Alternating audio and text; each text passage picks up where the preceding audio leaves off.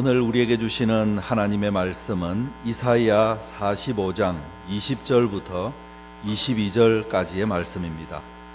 구약성경 1024쪽 이사야 45장 20절부터 22절까지 봉독해 드립니다. 열방 중에서 피난한 자들아, 너희는 모여오라. 함께 가까이 나아오라. 나무 우상을 가지고 다니며 구원하지 못하는 신에게 기도하는 자들은 무지한 자들이니라. 너희는 알리며 진술하고 또 함께 의논하여 보라. 이 일을 옛부터 듣게 한 자가 누구냐? 이전부터 그것을 알게 한 자가 누구냐? 나 여호와가 아니냐? 나 외에 다른 신이 없나니? 나는 공의를 행하며 구원을 베푸는 하나님이라. 나 외에 다른 이가 없느니라. 땅의 모든 끝이여 내게로 돌이켜 구원을 받으라. 나는 하나님이라. 다른 이가 없느니라. 아멘. 미국 로스앤젤레스에 베리 스쿨이라는 학교가 있다고 합니다. 이 학교를 세운 사람은 마르다 베리라는 여인입니다. 이 베리 여사는 몹시 가난한 사람이었습니다. 그렇지만 하나님 앞에 기도하는 기도 제목이 있었습니다. 자기처럼 가난하여 배우지 못하는 아이들을 위해서 어떻게 하든지 학교를 하나 세우게 해달라 하는 것입니다. 아무것도 없는 사람이 학교를 세우게 해달라는 것은 불가능한 일에 도전하는 것이었습니다. 그렇지만 베리 여사는 내가 하나님께, 전능하신 하나님께 기도했으니 분명 응답이 있을 것이라고 생각하고 끈기를 가지고 기도했습니다. 이 여인이 기도하는 중에 당시에 제일 부자로 알려진 헨리 포드 씨를 찾아가게 되었습니다. 사정 이야기를 하면서 학교를 세울 돈을 지원해 달라고 요청한 것입니다. 이 말을 듣던 포드는 다임 하나를 내밀었습니다. 다임은 우리식으로 하면 100원짜리 동전입니다. 100원짜리 동전 하나를 주면서 그 요청에 거절한 것입니다. 보통 사람 같으면 실망하고 돌아왔을 것입니다. 그렇지만 베리 여사는 실망하지 않았습니다. 자신이 기도하고 한 행동이기 때문에 분명 하나님의 뜻이 있으리라 그렇게 믿었기 때문입니다. 베리 여사는 그것을 가지고 씨앗 한 봉지를 사서 빈 공터에 뿌렸습니다. 그리고는 잘 가꾸어서 추수해서 다음에는 더 많은 씨앗을 뿌렸습니다. 이렇게 몇 번을 반복하자 해가 지날수록 추수하는 양이 점차 늘어났습니다. 드디어 수확한 것으로 조그만한 집을 하나 지을 수 있게 되었습니다. 그리고는 헨리 포드를 다시 찾아갔습니다. 몇 년 전에 제가 선생님을 찾아와서 불우한 아이들을 위해서 학교를 하나 지어 달라고 부탁드린 일이 있었습니다. 그때 선생님은 저에게 다임 하나를 주셨습니다.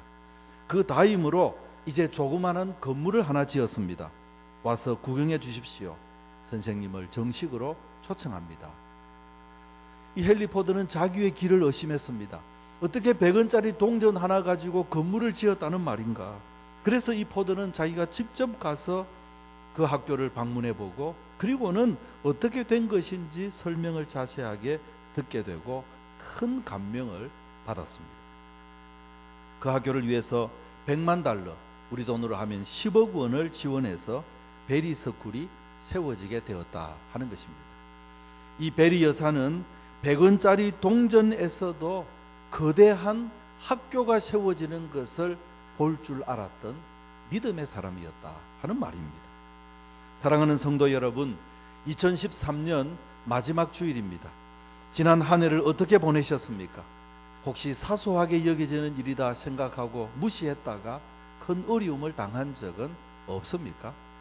그렇지 아니하면 작은 일에도 힘을 다했더니 그 일 때문에 많은 도움을 입고 큰 위로가 되었던 그런 적은 없습니까?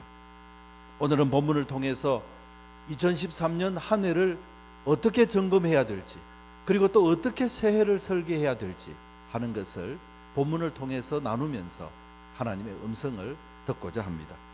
첫 번째로 하나님의 말씀을 진지하게 대하면서 살았는지를 점검해 보아야 하겠습니다. 본문은 이스라엘 백성들이 바벨론에 포로로 끌려갔을 때의 일입니다. 그런데 세계 정세가 바뀌고 있었습니다. 그 무시무시하던 바벨론이 멸망할 징조가 보이기 시작했기 때문입니다. 페르시아가 등장해서 바벨론에 의해서 억압받고 포로로 끌려왔던 사람들을 해방시켰기 때문입니다. 이제 고향 예루살렘으로 돌아갈 날이 곧 다가올 것이라는 것이 눈앞에 보여지게 되었습니다. 하나님의 약속이 성취되고 있는 것을 보게 되었다는 뜻입니다. 이런 상황 가운데서 오늘 본문은 말씀하고 있습니다. 21절의 말씀을 보시면 너희는 알리며 진술하고 또 함께 의논하여 보라, 그렇게 말씀하고 있습니다. 지금 해방의 때가 되고 있는 이 일에 대해서 서로 의견을 나누어 보라, 서로 대화해 보라, 그런 말입니다. 누구에게 하시는 말씀입니까? 20절의 말씀을 보면 열방 중에서 피난하는 자들아 했습니다. 그 뒷부분에 보면 나무 우상을 가지고 다니며 구원하지 못하는 신에게 기도하는 자들은 무지한 자들이니라 했습니다. 그러니까 이 말씀은 포로로 끌려온 사람들에게 하신 말씀입니다. 나라를 지키지 못하고 포로로 끌려왔습니다. 자기 스스로가 자기를 보아도 너무나 바보 같고 한심스러운 인생입니다. 바벨론 지역은 문명의 발상지입니다. 그러니까 우리식으로 말한다면 저 산골에서 촌동네에서 살다가 너무나 웅장하고 화려한 도시 한복판에 들어온 것처럼 이 사람들은 이 바벨론으로 끌려와서 그들이 바라보았던 것들은 너무나 엄청나고 너무나 화려한 새 문명을 접하게 된 것입니다. 자신들이 얼마나 초라한지 바벨론에 끌려와서 심각하게 그들은 알게 되었습니다. 엄청난 세상 앞에 자신들이 섬겨왔던 하나님은 무능한 신 같아 보였고 바벨론이 섬기는 우상은 훨씬 능력 있는 것 같이 다가왔습니다. 그래서 이들은 우상에게 매력을 느꼈고 심지어 우상에게 머리를 조아리고 기도하기까지 했습니다. 이런 사람들을 향해서 지금 현실을 바라보라는 말입니다. 새로운 세상이 도래하고 있는 이 상황을 어떻게 설명할지를 서로 의논해 보라고 말합니다. 그 엄청난 바벨론이 이런 한순간에 무너질 줄 누가 알았겠느냐. 바로 이것은 하나님의 능력이 아니냐, 이렇게 지금 말하고 있는 것이 본문입니다. 우리나라도 이런 경험이 있었습니다. 일본 제국주의가 35년 동안 우리나라를 총칼로 강점했습니다.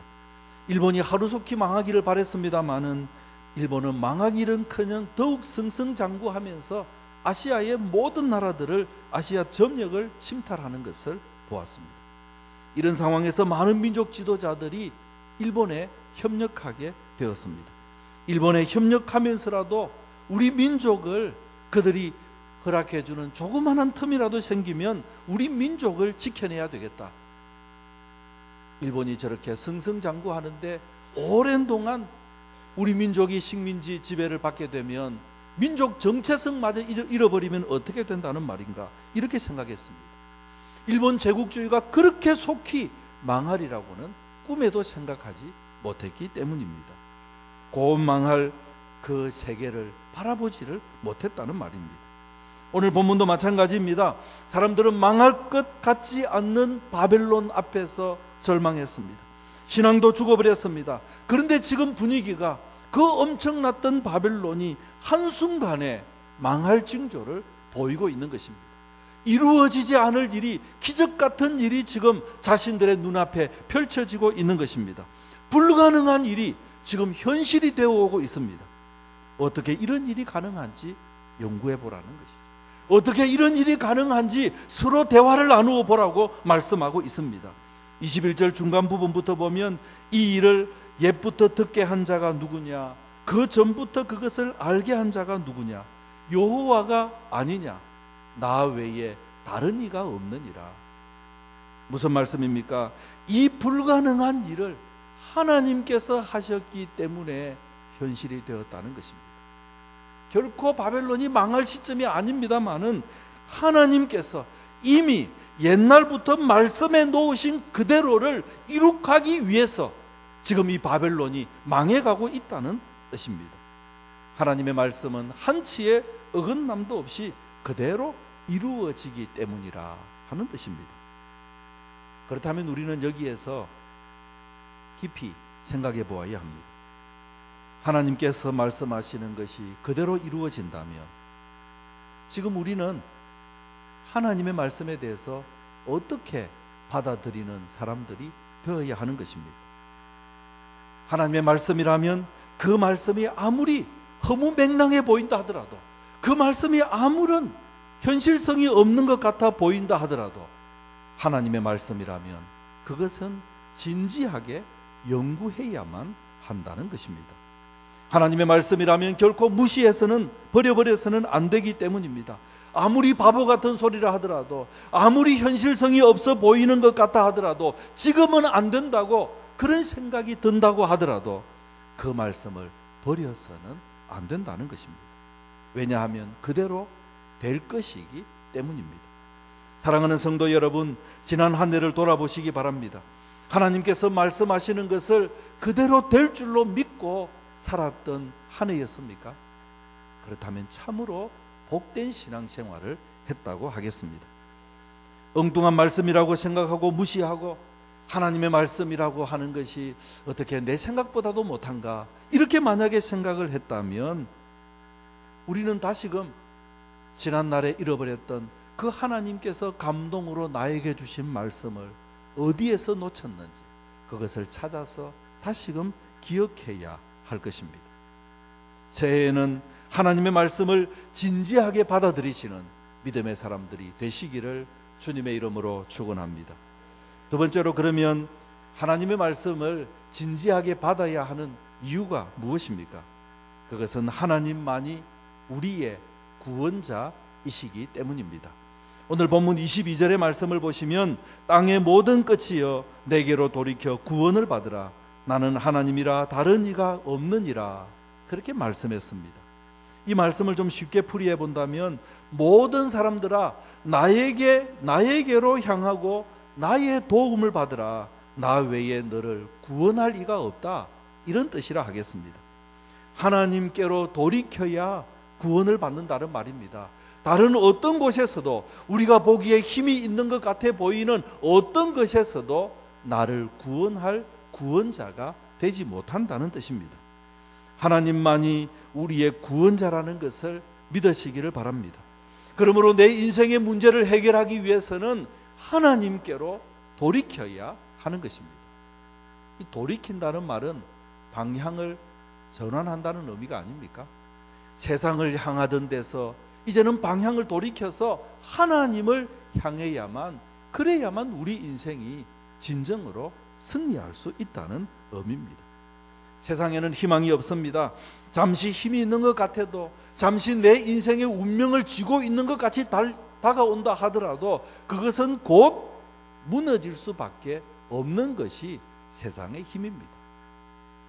이스라엘 백성들의 운명을 한 손에 쥐고 있는 것 같았던 그 엄청난 바벨론이 한순간에 어떻게 저리 허무하게 무너지는가, 그것을 지금 오늘 본문을 읽고 있던 사람들은 자기의 눈으로 직접 보고 있었다 하는 뜻입니다. 세상에는 희망이 없다는 말입니다. 믿을 것은 하나님뿐입니다. 성경을 보십시오. 위대한 인물로서 살았던 분들은 모두 다 하나님께로 자신의 인생을 돌이켰던 사람들이었습니다. 모세는 자신의 뜻으로, 자신의 힘으로 한번 큰 일을 해버리고 일어섰다가 살인자가 되고 도망자가 되고 미디안 광야에서 이름 없는 목자로 인생이 끝날 뻔한 사람 아니었습니까? 그런데 그가 하나님께로 돌이키자, 자기를 찾아오신 하나님께로 돌이키자 이스라엘을 해방시키는 위대한 민족 지도자가 된 것을 우리는 보게 되는 것입니다.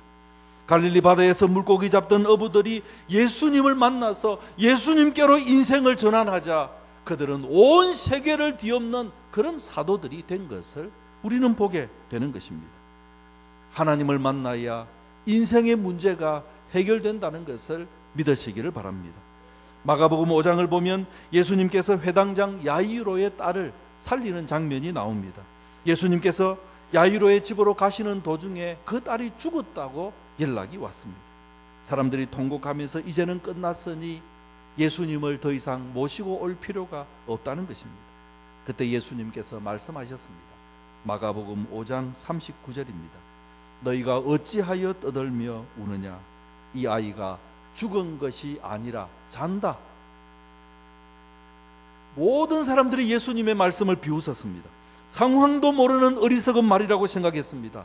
그래서 모든 사람들이 예수님의 말씀을 무시했습니다. 그렇지만 예수님께서 소녀의 손을 잡고 소녀야 일어나라 그렇게 말씀하시자 그 소녀가 살아난 것입니다. 분명히 죽었던 것을 사람들이 보았습니다. 자신이 눈으로 확인했던 사실입니다. 죽음과 슬픔의 그림자가 야이로의 집을 뒤덮었습니다. 그런데 하나님께서 함께 하시자 바로 그곳이 놀라운 능력의 현장이 되었다는 말입니다. 죽음과 슬픔이 도망갔습니다. 사랑하는 성도 여러분, 하나님께서 우리 인생의 문제의 유일한 해결자라는 것을 믿으시기를 바랍니다. 하나님만이 우리의 구원이십니다. 우리가 하나님의 말씀을 진지하게 생각해야 하는 이유는 바로 여기에 있다는 말씀입니다. 하나님께서 아니고서는, 하나님의 말씀이 아니고서는 내 인생의 문제를 해결할 수가 없기 때문인 것입니다. 그러면 마지막으로 어떻게 해야 하는 것입니까?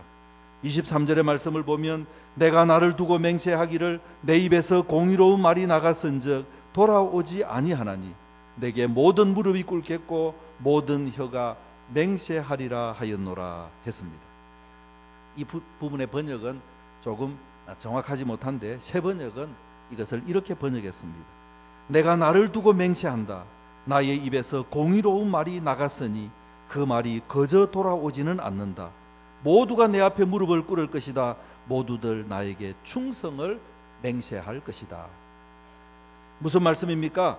하나님의 입에서부터 나간 말씀은 그저 되돌아오지 않는다는 것입니다. 반드시 하나님께서 말씀하신 그대로 이루어진다는 의미입니다. 승리하는 인생의 비밀이 바로 여기에 있습니다. 어떤 인생이 세상 가운데서 승리하는 것입니까? 그것은 하나님의 말씀은 그대로 이루어진다는 것을 믿고 하나님의 말씀을 따라가는 인생이라 하는 말씀입니다. 그러므로 우리가 올 한 해를 마감하고 새해를 맞이하면서 결단해야 될 가장 중요한 것이 있다면 그것은 바로 내년에는 내가 하나님의 말씀을 따르는 사람이 되겠습니다. 이 결단이라 하겠습니다. 내 생각으로 판단해서 하나님께서 어떻게 이렇게 말도 되지 않는 엉뚱한 말씀을 하시는가 하면서 무시하지 말아야 합니다. 하나님께서 이상한 말씀을 하시면 그 말씀에 왜 그렇게 말씀하시는지 그 말씀을 내 마음 가운데 자꾸만 새겨서 끊임없이 질문하고 또 말씀을 담아서 연구하고 그리고 하나님 앞에 엎드려 기도하고 계속해서 그 말씀의 의미가 나에게 이해될 때까지 말씀을 붙들고 주님 앞에 질문하고 기도해야 하는 것입니다. 그래서 그 말씀의 진정한 의미를 깨닫게 될 때 내가 그 말씀을 따르게 되고 그때부터 바로 우리는 승리하는 인생을 살게 되는 것이다 하는 말씀입니다. 사랑하는 성도 여러분, 지난 한 해 동안 능력 없는 인생을 혹시 살지는 않으셨습니까? 그렇다면 하나님의 말씀을 진지하게 대하지 않았기 때문이라는 것을 기억하시기 바랍니다. 이제 하나님께로 돌이키기를 바랍니다. 하나님의 말씀을 진지하게 대하고 그 의미를 밝혀서 따르기를 원하는 사람들이 되시기를 바랍니다. 그래서 새해에는 하나님의 위대한 능력을 체험하며 살아가는 성도들이 되시기를 주님의 이름으로 축원합니다. 기도하겠습니다. 하나님 아버지, 주님의 은혜와 사랑을 감사합니다. 부족한 저희들 불러주셔서 하나님 자녀 삼아주시고 이 험한 세상 가운데서 하나님의 말씀을 들으며 주님의 뜻을 따라 살 수 있는 그런 놀라운 인생으로 복을 내려주신 것 감사합니다. 하나님의 말씀을 진지하게 대하고 그 말씀대로 살아서 늘 어디를 가든지 승리하는 믿음의 사람들이 되게 하여 주옵소서. 지난 한 해를 돌아보며 마음에 힘들어하는 교우들 이제 그 모든 것을 다 주님께 맡겨드리게 하시고 이제부터는 하나님의 말씀을 진지하게 연구하리라, 생각하리라, 기도하리라 그렇게 결단해서 새해에는 하나님께서 우리에게 맡기신 모든 사명들을 다 이룰 줄 아는 믿음의 사람들이 되게 하여 주옵소서. 예수님의 이름으로 기도하옵나이다. 아멘.